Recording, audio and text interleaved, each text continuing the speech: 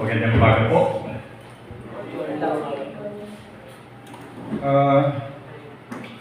Yung tayo kumakanta kanina, yung huli nating kanta ay medyo parang pusong basag. Pero pusong basag. Pag basag, ibig sabihin totally wrecked, basag. Now, hindi lang pusong basag. Meron pa rin, kung ito'y basag, meron namang mas matibay. Pusong bato. Yung isa, pusong basag. Ito namang isa, pusong bato. Parang mas matibay yung sa secular kesa dito sa evangelical, no? Kasi yung sa evangelical, basag, doon sa secular, bato, mas matibay. So, ngayong umaga, meron akong idadagdag. Puso din. Pero hindi basag, hindi naman bato, kundi isang pusong mapaglingkod. Yan. Medyo maganda-ganda naman yung isang basag, yung isang bato. Ngayon pusong mapaglingkod. Ito yung kinakailangan natin yung pusong mapaglingkod. Kanina umaga, ako po yung maagang gumising, alas 2, gising na ako niya. Pero kanina maaga mga 1:27, gising na ako. At hindi na ako natutulog niyan. Normally, I do my work. Either nagbabasa ako, nagsusulat ako, or nagmumuni-muni.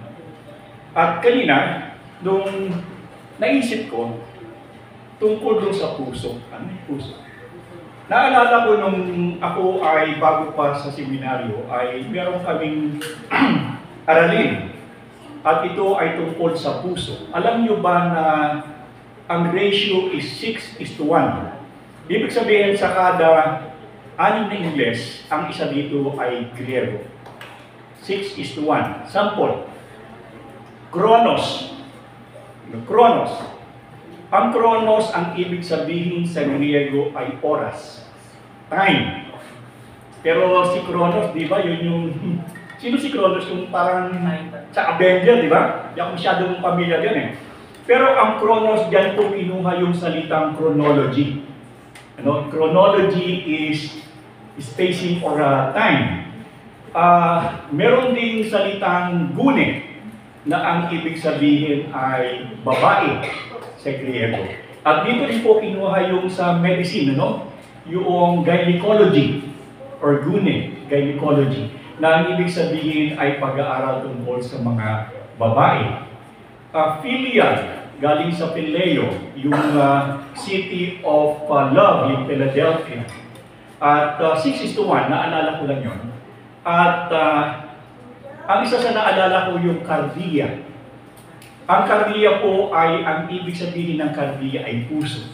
Dito po kinuha yung salitang cardiology, na yung pag-aaral tungkol sa puso. At ngayong umaga, ay ang pag-aralan natin ay tungkol sa puso. Ang isang mananampalataya ay dapat magkaroon ng isang pusong mapaglingkod. At ito ang hinihingi ng Panginoon sa atin na bilang mga kanyang mga anak at bilang kanyang mga mananampalataya, tayo ay dapat magkaroon ng pusong mapaglingkod. At kung titingnan natin ang kasulatan, walang ibang magandang pamantayan na nagpapakita sa atin ng pusong mapaglingkod kung hindi ang ating Panginoon. Napansin niyo ba yon? Ang ating Panginoon ang siyang pangunahing makikita natin na mayroong pusong mapaglingkod. At dahil dito, sinasabi din naman ng Panginoon na tayo rin naman bilang kanyang mga anak ay dapat magkaroon ng pusong mapaglingkod. Ang puso ng isang lingkod ay isang pusong handang maglingkod ng walang hinihintay na kapalit. Puno ng pagpapakumbaba at pag-ibig. Ibig sabihin, kung sisingilin tayo ng Panginoon at hihingi ang Panginoon ng kapalit doon sa kanyang ginawa sa Kalbaryo para sa atin, ano ang pwede natin ibalik? Meron ba? Wala, At dahil dito mapapansin natin, ang Panginoon ay hindi humihingi ng kapalit sa atin maliban sa ating paglilingkod sa Kanya. Hindi ba? So, ang isang tao na mayroong pusong mapaglingkod ay dapat handang maglingkod ng walang hinihintay na kapalit. Parang hindi pwede sa Pasko yun, ano? Kasi pag sa Pasko, meron tayong monita, di ba? Na kapag tayo nagbigay, nagagalit tayo kapag walang kapalit. So, ibig sabihin, hindi pala applicable sa atin yung monita. Kasi ang sinasabi ng Panginoon kapag tayo ay nagbibigay, hindi tayo nag-iintay ng kapalit. Parang unfair. Di ba? Parang unfair. Pero hindi eh. Maliwanag na ang tunay na paglilingkod ay hindi ito nag-iintay ng kapalit at ito ay ginagawa sa pamamagitan ng pagpapakumbaba at merong pag-ibig. Mapapansin ninyo, ang buhay ng mga mananampalataya ng Panginoon ay opposite. Di ba? Opposite siya ng pamumuhay sa secular na pamumuhay. Sa secular na pamumuhay, hindi ka po pwedeng magbigay ng walang kapalit. Tumataya ka nga sa loto, tumataya ka sa wedding. Bakit? Dahil nag-iisip ka ng merong kapalit na mas malaki. So mapapansin natin, bagamat tayo mananampalataya, hindi po tayo tumataya dyan, hindi po tayo nagsusugal. Sapagkat ang buhay natin ay nakasalalay sa pamamagitan ng ating pananampalataya sa kayang ibigay ng Diyos sa atin. So, pansinin niyo yun. Ang buhay natin is always opposite. Laging ito ay kabaliktaran ng buhay sa secular na pamumuhay. Kung ikaw bilang isang mananampalataya ay wala kang makitang opposite sa pamumuhay mo at sa pamumuhay ng secular, teka muna. Medyo questionin natin ang sarili natin. Ano? Kasi ang sinabi ng Panginoon sa atin ay hindi daw tayo dapat mamuhay ayon sa panuntunan ng sanlibutan, kundi ayon sa panuntunan ng Panginoon. At kapag tinignan nyo ito palagi, magbasa kayo ng kasulatan, it is always opposite. Parang mabuti, masama, ang Panginoon Jesus at saka sa Satanas. Hindi pwedeng magsama. So kung tayo ay maglilingkod, yung ating puso ay dapat marunong magpakumbaba at ang ating puso ay dapat mayroong pag-ibig.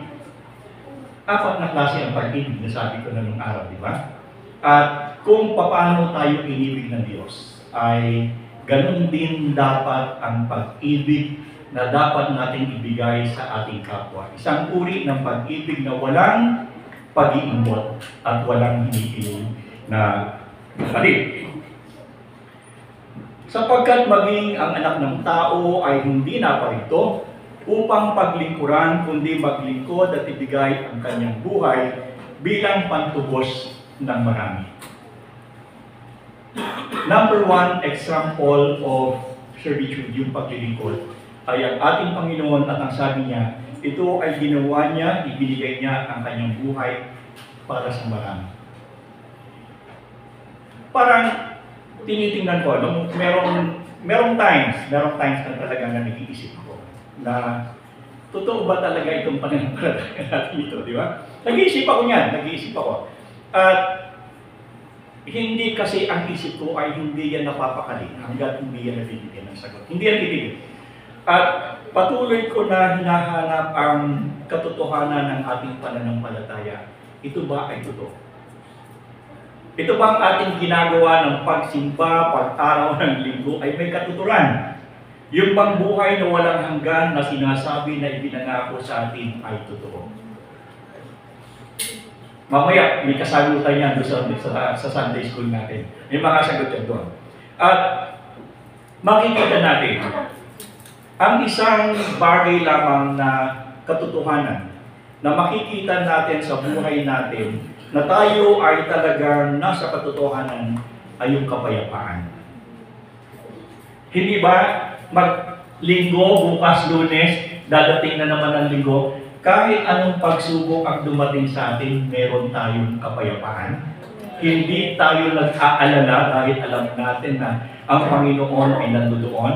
At kahit mahigpit ang ating alalahanin, magtataka ka, bakit hindi ako nababalisa? Napansin niyo yun? Sa maraming pagkakataon, marami tayong kulang, marami tayong suliranin, pero nandun yung kapayapaan. Kakaiba sa lahat. At naniniwala ko lahat tayo ay nakakaranas ito. At dahilan dito, wala tayong dahilan, kundi ibalik ang kabutihan ng Diyos sa pamamagitan ng ating paglilingkod sa Kanya. Ipinakita niya ang kanyang paglilingkod, unang-una na ibinigay niya ang kanyang buhay. Bukod dito, ang ating Panginoon ay nagpakita pa rin ng isang magandang uri ng paglilingkod na siya bilang isang Panginoon ay naghugas ng paa ng kanyang mga alagad. Servant, naglingkod ang Panginoon. Kaya niyo ba yun? Kung ikaw ay merong katulong sa bahay, kaya mo bang bumaba ng mas mababa pa sa level ng iyong katulong? Parang mahirap gawin, no? Pero yun ay ginawa ng Panginoon.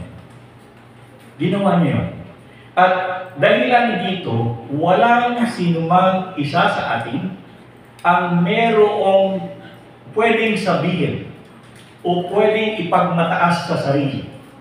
Sapagkat kung ang Panginoon natin mismo ang nagbigay ng halimbawa ng pagpapakumbaba, sino tayo? Di ba? At napakahirap yan, sa totoo lang. Napakahirap yung magpakumbaba, lalo na ang motto mo is, I'm proud to be humble. Di ba? Kung yan ang motto mo, I'm proud to be humble, ay mahirap talagang magpakumbaba.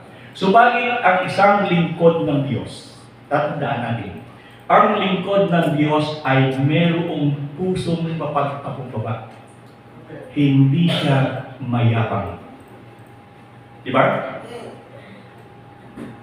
Likas sa atin, kahit ako na hindi na ako lalayo, na merong mga pagkakataon na kapag ang aking kaharap ay nagyayabang sa akin, mas mayabang ako. Mas mayabang ako sa kanya. Bakit? Kasi alam ko yung aking kakayahan. At pag nasukat ko na ako'y mas may kakayahan sa kanya, merong tendency na kung saan ako ay magpapakitang gilas para maunawaan niya na ako ay mas marunong. Subalit, mali yun. Mali. Sapagkat ang isang taong mapaglingkod, ng pusong may mapaglingkod, ay isang taong marunong magpakumbaba. Huwag ka na lang mimik.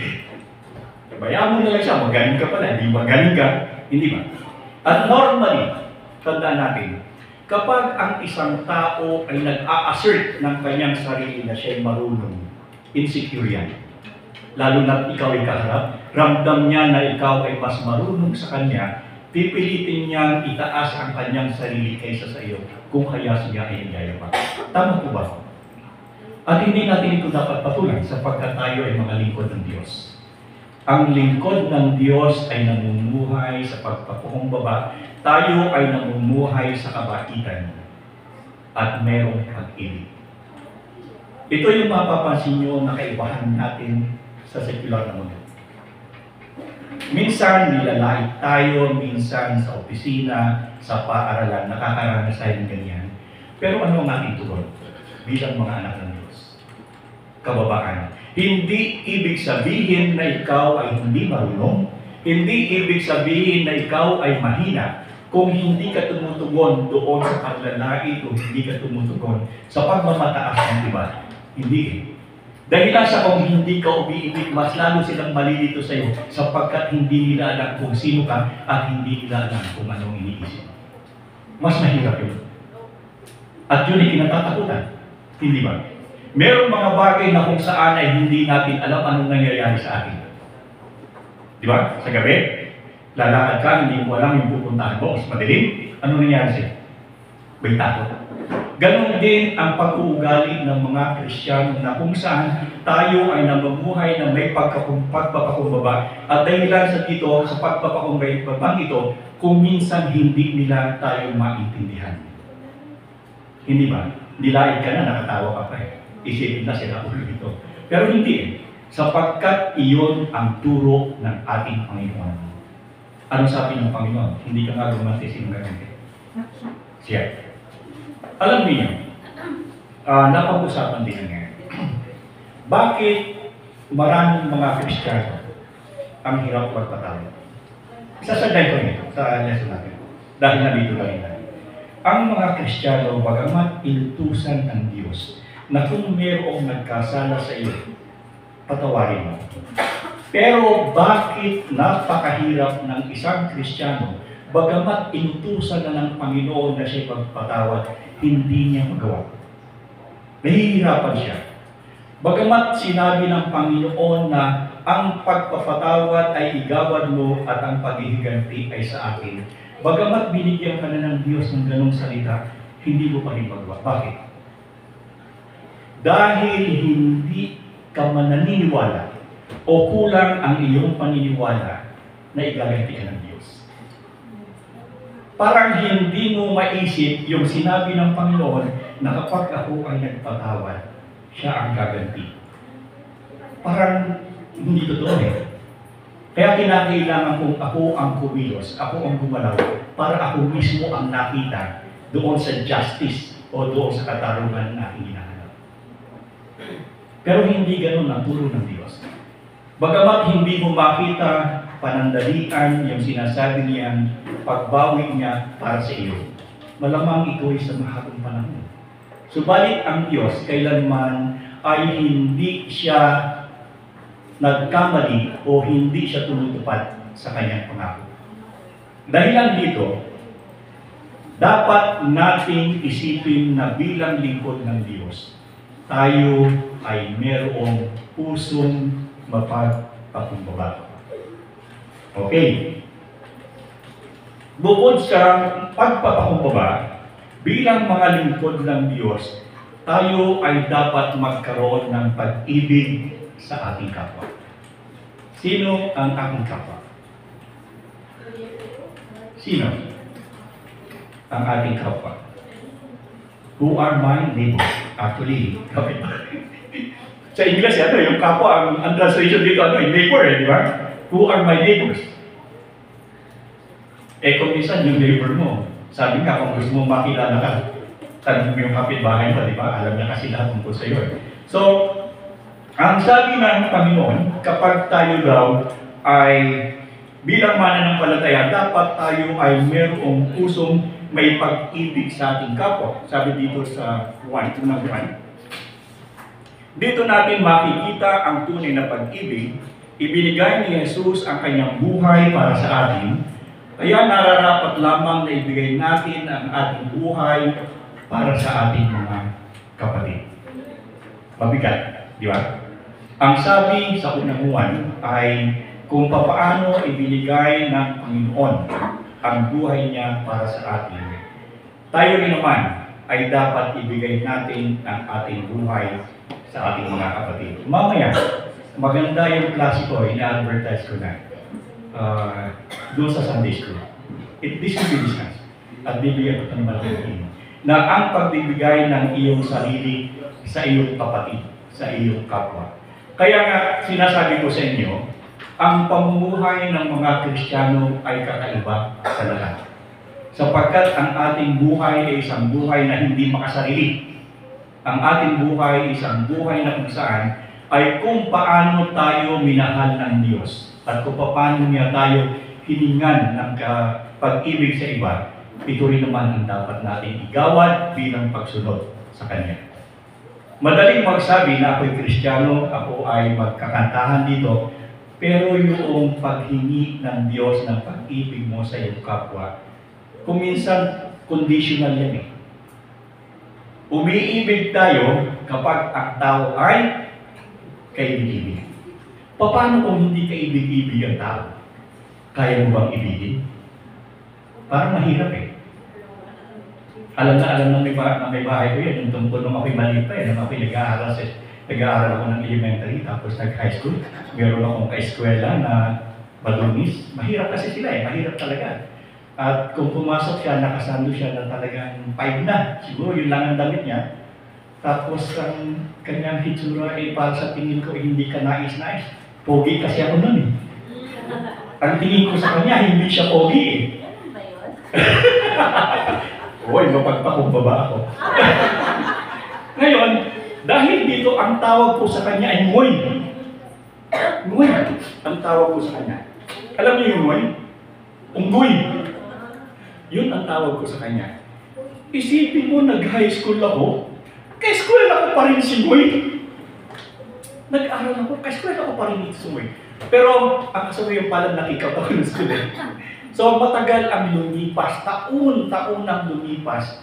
At kami may anak na. Kami nandoon tayo sa Mandaluyong. Yung Mandaluyong. May anak kami. Malaki na si Kiara noon. At ang sabi ng aming pastor, ay tayo sa linggo ay may bisita at siya ay ang ating tagapagsalita. Ang ating tagapagsalita sa linggo ay si Dr. Jimenez. Habines.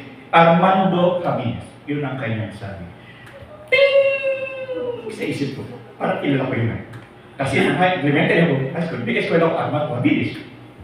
Dumating ang linggo.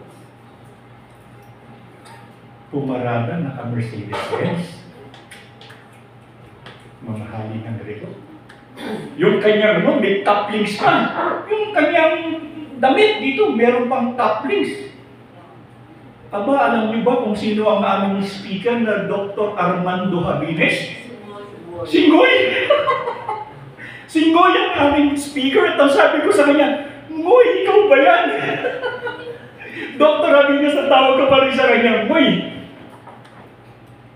Hindi natin po pwedeng sabihin kung ano ang mangyayari sa pagdating ng panahon. Sipin nyo, may doctorate siya ng theology.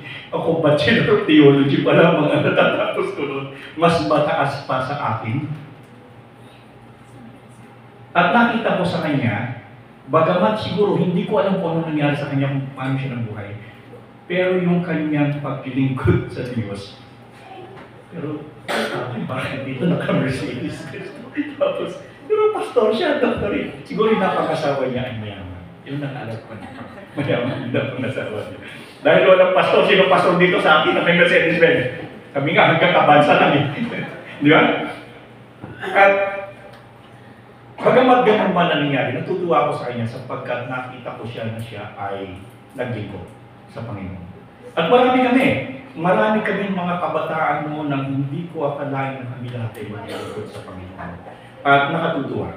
At sana hindi lamang ako yung mga kabataan natin dito, sana sila ay lumaki na sila ay naglilingkod. Hindi naman kinakailangan ikaw ay maging pastor. Kinakailangan lamang bilang isang Kristiyano ay magkaroon ka ng pusong mapaglingkod. Dapat ikaw ay marunong magpakumbaba, meron kang pag-ibig sa iyong kapwa, at wala kang paghahangad sa kapalit. Normally, palaging ganito. Maglingkod tayo ng walang hangad ng kapalit. Mahirap kasi yun eh. Normal kasi nga sa isang tao na kapag ikaw ay gumawa para sa kanila, ay kinakailangan may kapalit. Pero ito yung kaibahan natin bilang mga mananampalataya. Sa lahat ng bagay na ating ginagawa, na ating pinikilos, ito ay ginagawa natin para sa kapurihan ng ating Panginoon. Hindi para sa kapurihan ng ating sarili o kapurihan ng sino paman. Kung tayo ay kumikilos, kung tayo ay gumagalaw, ginagawa natin ito ng walang kaisipan na ang taong ito ay pagbabayad sa ating dahilan sa tulong na ibinigay ko sa Kanya. Eh kung tayo sinigil ng Panginoon, siguro yung pagliligtas sa atin ang ibibigay natin. Wala, diba? And yet, God, or ang ating Panginoon, sa kabila ng ating kakulangan, hindi siya humingi ng kapalit maliban sa ating paglilingkod, pag-ibig sa Kanya at katapatan. Isa pa sa puso ng isang taong paglingkod ay dapat tayo ay handa sa lahat ng pagkakataon na tumulong sa pangangailangan ng kapatiran. Mamaya, again, sa klase namin, sa Sunday School. Meron doon, makita nyo mamaya, at maganda yung klase natin. Sapagkat bilang mga mananampalataya, hindi na natin dapat hanapin pa kung paano tayo tutulong, hindi lamang sa kapatiran, maging doon sa mga tao na kung saan ay nakita natin dapat natulungan. Alam nyo, kung kayo ay makakita ng taong grasa, no? Kalimitan kasi sa mga taong ito ay nagkakaganit dahil sa nawala ng pag-asa sa buhay. Di ba? Kung minsan ay nakaranas sila ng mga problema sa buhay na hindi nakinayan, nagkaroon ng nervous breakdown, makikita natin dito, minsan sila pakalat-kalat, parang nagkalakad ng kawalan. Itong mga taong ito parang napakahirap ibigin at napakahirap tulungan. Normally, ang tendency natin kapag sila ay madumi, ang tendency natin ay palagi tayo, manlirik. Subalit ang sabi nga dito, kung ang kaya mo lamang ibigin ay yung taong kaibig-ibig, anong klase pang pag-ibig ang dalawa? Wala. Dahil ang iyong pag-ibig sa kapwa, hindi dapat selective. No, hindi dapat selective. Ito ay pag-ibig na dapat beyond the boundaries. Sabihin natin kung ang mga hindi mananampalataya ay may boundary ang kanilang pag-ibig, tayo ay wala. At ito yung nagiging dahilan kung bakit tayo ay iba sa kanila. At itong kaibahan natin sa kanilang ito ay hindi dapat mawala, kundi ito ay dapat makita sa atin. Di ba? Hindi lamang sa atin, meron akong nakita na mga organisasyon, mga simbahan dito na nakapagtataka. Halimbawa, meron ditong simbahan na kung sa akin at ako at tatanungin mo ay may suliranin yung kanilang teolohiya. Meron. Subalit yung kanilang pag-ibig sa kapwa ay hindi mo pwedeng tawaran. Hindi mo pwedeng tawaran. Bakit? Nagpatayo sila ng hospital. Ang hospital na ito ay pwedeng pumasok ang sinuman. At kapag ikaw ay lumabas, zero payment. Hindi ito gobyerno. Ito ay isang reliyosong organisasyon. Meron tayo. At sa kanila, meron silang itinayong paaralan. Kolehiyo. Ngayon, pag pumasok ka doon sa kanilang paaralan, walang sinisino. Kaanid ka man ang kanilang simbahan o hindi. Kung ikaw ay kaya nilang i-accommodate kanila, mag-aaral ka ng kolehiyo, walang bayad. At ito ay hindi natin katulad. At kung titingnan natin, sabihin natin, kung sa ating pamantayan ang teolohiya nila patungkol sa Panginoon ay iba. Subalit kung minsan ay nakakahiya. Bakit kung sino pa yung mga tao na itinuturing natin na mali ang paniniwala, sila pa yung mas mataas ang paglilingkod sa kapwa? Natural lang yung kasi doon sino kumukuha ng kaligtasan. Di ba? Yung ang kanilang paraan ng kaligtasan. Pero bakit natin hinahayaan? Tayo nga naman naniniwala na tayo yung meron ng kaligtasan. Bakit hindi pa natin sila nalampasan? Dahil pa kanilang gobyerno sa totoo lang. Mas mataas pa ang kanilang porsyentong pagtulong ng nagagawa kaysa sa pamahalaan. At bilang mga mananampalataya, hindi ko naman sinasabing kainditan natin sila. Pero ito'y obligasyon ng bawat isa sa atin sapagkat ito ang ipinapaalala at hindi lang paalala, ito ang itinuturo sa atin na tayo ay dapat maglingkod sa ating kapwa. Hindi lang ordinaryong paglilingkod, kundi ang paglilingkod na ito ay merong pagpapakumbaba at merong pag-ibig. So, ibig sabihin, dapat tayo ay mag-strive. Ano ba yung sa Tagalog? Strive. Yung ano strive? Magsumikap. Na hindi lamang, sa totoo lang sa panahon natin kasi ngayon ay napakahirap ng buhay. Hindi ba? Hindi natin alam kung ang ating sweldo ay sasapat sa darating na isang linggo o kung tayo kinsenas buwanan. Subalit, hindi man tayo makapagbigay, hindi man tayo dahil sa hindi tayo sobra, huwag nating alisin sa puso natin yung kaisipan na itinuro sa atin ng Diyos na kung tayo mayroong sobra, tayo ay masigan. Hindi ba? Higit sa lahat ang ating pagbibigay, unang-una ay sa ating iglesia. Ang ating iglesia o ang ating simbahan, kailanman ay hindi tatakbo. Magbabayad ng aircon. Ano ba? Maraming pangangailangan ng iglesia. At bilang mga mananampalataya tayo ay merong obligasyon hindi lamang sa ating sarili kundi sa ating kapatiran, sa ating iglesia sapagkat dito tayo nilagay ng Diyos. Dapat natin pangalagaan. Dahil lang dito, ang Diyos natin ay hindi naman nakakalimot. Ang ating Panginoon ay merong gantimpalang ibinibigay dahilan sa ating kabutihan. Sa pagkakaroon nating pusong mapaglingkod, ang Diyos ay nagsabi na ang pinakadakila sa inyo ay magiging lingkod ninyo, ngunit ang sinumang nagmamataas sa kanyang sarili ay ibababa, at ang sinumang magpakumbaba ay itataas. Andoon yung sinabi ng Panginoon na kung tayo man ay maglingkod sa Kanya, magpakababa man tayo, hindi tayo lugi. Sapagkat ang sinabi ng Diyos, tayo ay Kanyang itataas. Kung ang height mo ay 4'11", 4'11" ka na rin. Unless magtakong ka na may nataas. Pero hindi ito tinutukoy ng Diyos. Ang itinutukoy ng Diyos ay ang ating, siguro yung ating pagkatao. Napansin yun, dahilan sa pagkakilala natin kay Kristo, nag-iba ang perspective natin iba. Diba? Naging iba ang perspektibo natin sa buhay. Kung minsan dati-dati ang ating pananaw ay negatibo, dahilan sa pagkakilala natin sa Diyos, nagbabago ang ating pananaw, nagkakaroon tayo ng pananaw na positibo sapagkat naniniwala tayo na sinabi ng Panginoon na kung tayo ay magpakumbaba, tayo naman ay Kanyang itataas. So hindi tayo lugi, mga kapatid, hindi tayo lugi sapagkat yun ang sabi niya. At naniniwala ko na yun ay totoo. Sapagkat sa maraming pagkakataon, pinatunayan na niya ito. Hindi ba? Naririto kayo, naranasan nyo na yan. Sa maraming pagkakataon na tayo ay nagkukulang pero pinagsasapat tayo ng Diyos. Diba? So, huwag kayong mag-alala na maglingkod sa Diyos sapagkat ito ay merong, diba? Sabi natin, sabi niya sa atin, huwag tayo hihingi ng kapalit. Pero siya mabait eh. Hindi ba tayo hihingi ng kapalit, hinibigyan na tayo. Diba? So siya ang nagbibigay ng gantimpala dahilan sa ating pusong paglilingkod, tayo ay itinataas ng Diyos. Kung ang sino maglilingkod sa akin at sumusunod sa akin, saan man ako naroon, doon din naman ang aking lingkod, pararangalan ng aking Ama ang sino mang naglilingkod sa akin. May gantimpala.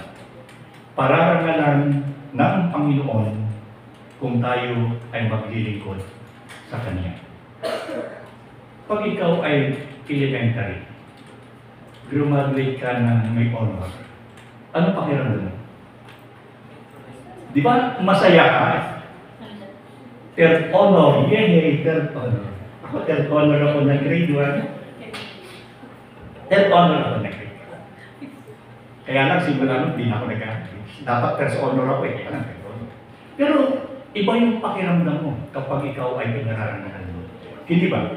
Kaya nga meron sa mga business sector, hindi nawawala yung pagpaparangal. Dahil lang sa pagpaparangal na ito yung nagbo-boost doon sa iyong damdamin.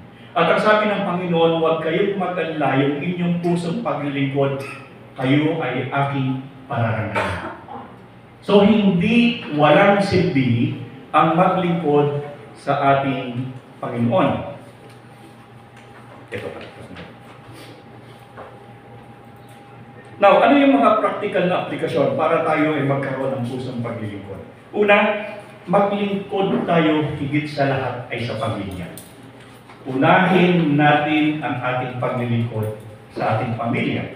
Sapagkat paano pupurihin ng mga tao ang ating pananampalataya kung tayo mismo ay pariwara sa ating pamilya.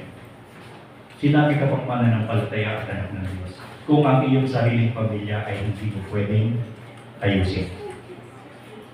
Nasa atin na lahat ang kinakailangan, yung ingredients to become a good parents, to become a good family members, to become a good brother, to become a good sister. So, bilang mga taong lingkod ng Diyos, unang-una, dapat nating intindihin ang ating pamilya. At doon sa mga mag-aasawa pa lamang, mga binatang lalaki, ayusin ninyo ha. Ayusin nyo. Kasi kayo ang magdadala ng inyong pamilya.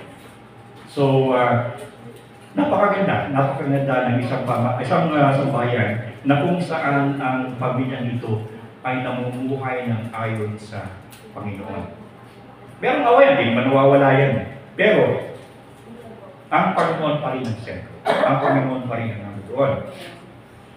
Ikalawa, bukod dito, paano natin may papakita ng ating pusong mapaglingkod na ito bilang tugon sa Panginoon? Tayo ay dapat maging aktibo sa simbahan. Tayo ay dapat maging aktibo sa simbahan.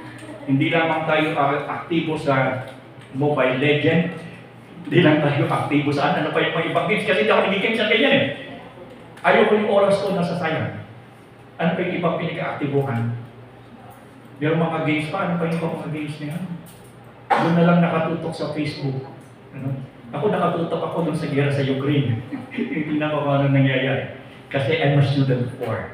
No? Okay. So nandoon, bukod lamang sa pagiging sa ating pamilya, sa community natin, magkaroon tayo ng participations in our community so that our community will know that we are people who know how to help.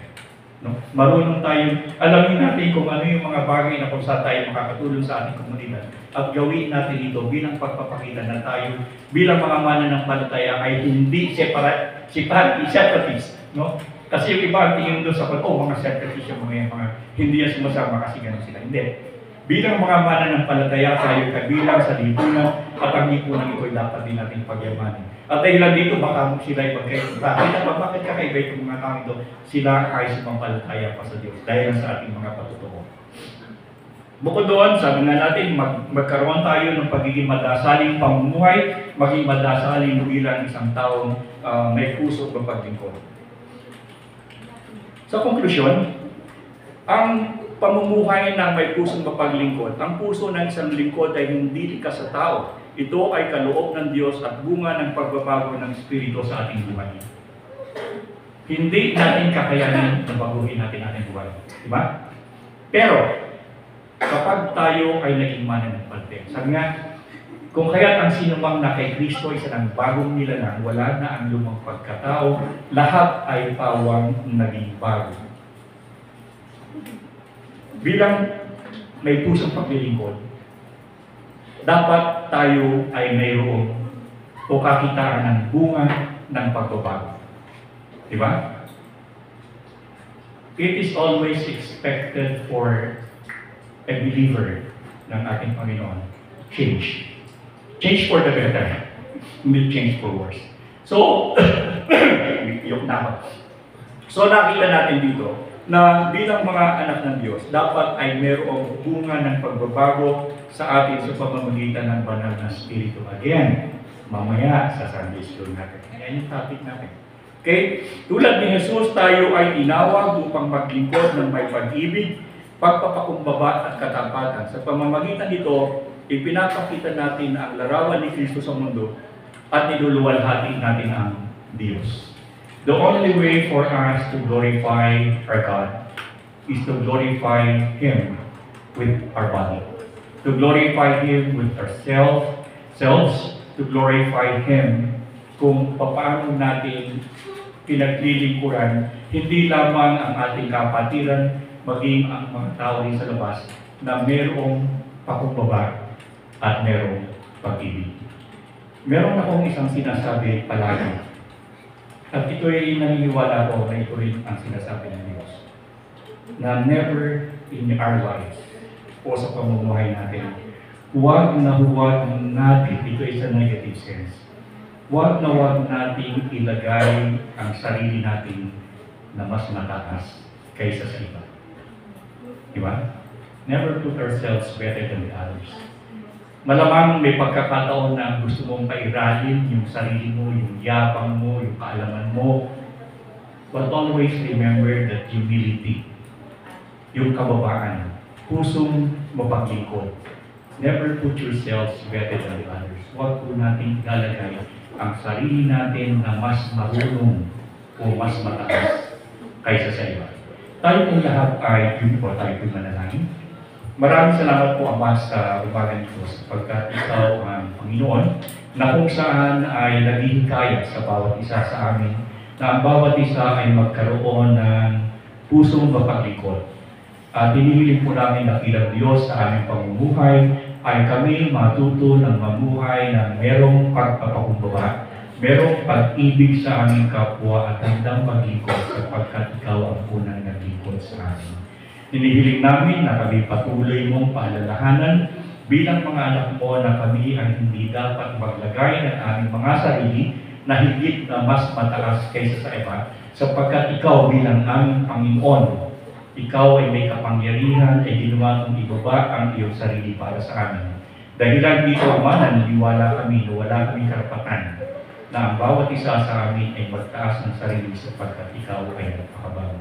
Nagpapasalamat kami sapagkat hindi ka nawalan ng gantimpala sa amin na kung kami ay magpapakababa, kami naman ay tataas. Sa umagang ito, Ama, kami naniniwala sa iyong kapatikan, naniniwala kami sa iyong pangako, at dahilan dito, kami po ay lumalapit sa iyo na may pasasalamat sa pamamagitan ko ng iyong anak na siya. Amen.